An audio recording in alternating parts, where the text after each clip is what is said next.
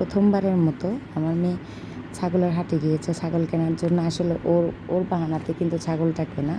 আল্লাহ যেন ওর বাহানাটা কবুল করে। ওর বাবা, ওর মানে আমার ছোটো বোনের ছেলে, তিনজন, ওর আব্বা সহ 4 জন মিলে ছাগলটা নিয়েছি 17,500 টাকা দিয়ে। কেমন হয়েছে অবশ্যই জানাবেন। আর কি আল্লাহ যেন সবার কোরবানি কবুল করে, আল্লাহ যেন সবার কোরবানি দেওয়ার তৌফিক দান করে, এতটুকুই চাও আল্লাহর কাছে। আল্লাহ যেন সবার নেক বাসনা পূরণ করে। আমার মেয়ে যে কী খুশি হয়েছে ছাগল কেনার পর, অনেক খুশি হয়েছে। ছাগলটাও সুন্দর হয়েছে, খারাপ না। দাম হিসেবে মার্শাল্লাহ ভালোই হয়েছে।